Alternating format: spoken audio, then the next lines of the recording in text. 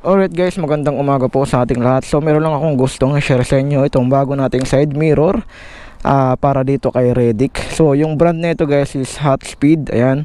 So sa ngayon hindi ko muna to may kakabit dahil hindi tayo nakabili o hindi natin napansin na hindi pala kasama yung folding mechanism na side mirror holder para dito kay Redick. Yung tipong na-fold siya, yung 360, ayun yun.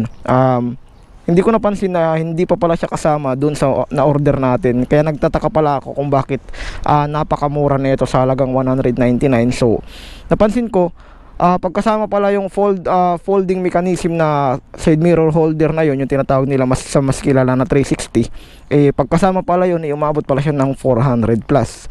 So, ito, since hindi po siya kasama, kaya 199 lang pala siya. So, ito yung napili natin dahil napakasimple lang niya yung itsura niya. Tapos bagay na bagay siya, hindi siya masyadong malaki. So ito pala guys yung itsura niya. Ito sa may bandang kaliwa. Yan, pag ganyan siya. Diba? Tapos yung sa kanan, ito, sa kaliwa ito. Yan, ganyan yung itsura niya. Diba? Tamang-tama lang yung haba niya para sa akin, para dito kay Redick.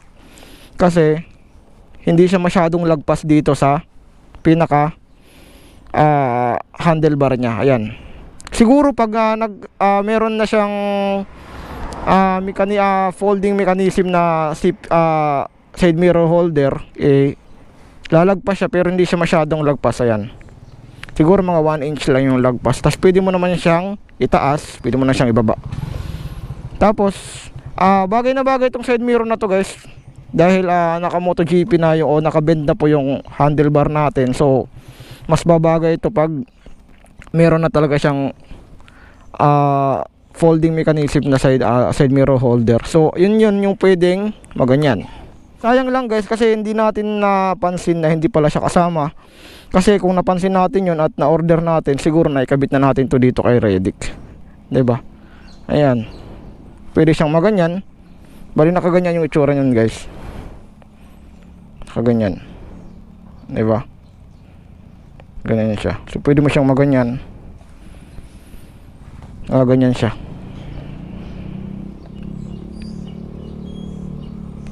Pinalitan natin tong side mirror natin na legit moto dahil nakabend na tayo. Hindi na siya masyadong bagay. So matagal-tagal din to sa atin, mga ilang buwan din. Napansin ko parang kinakalaw na yung chrome niya, 'di ba? So ayan. Ito yung Hotspeed sa halagang 199 guys.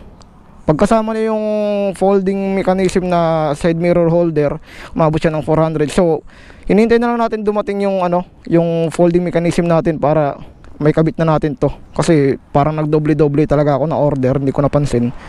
So hintayin na lang natin yun. Kakabit natin yun dito at i-update ko kayo. So guys, sa halagang 199, yan, meron ka ng ganitong klaseng side mirror, 'di ba?